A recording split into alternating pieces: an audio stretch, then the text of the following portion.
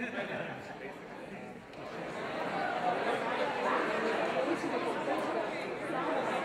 all remember this headline?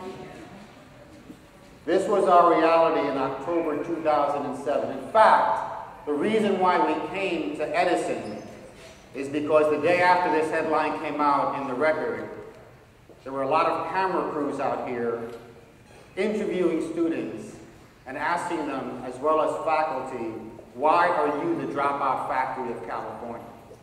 54.2, ashamed of the city. Another reason for people to look at Stockton and say they are not being successful. Those students that just don't come back to school, like runaways, they're just one small portion.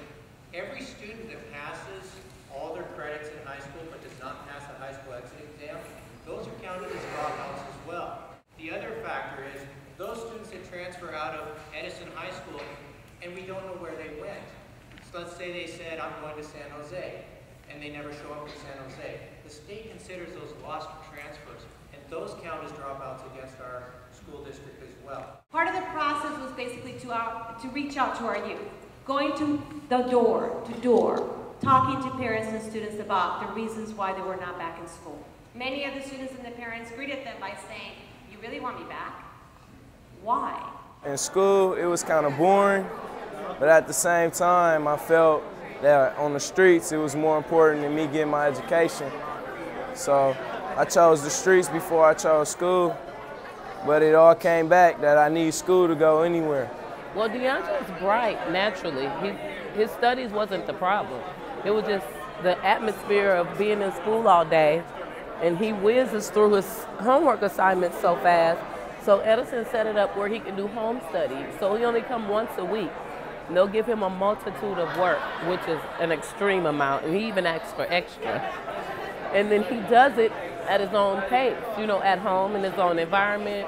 He knows what time he has to be back, and it works for him better.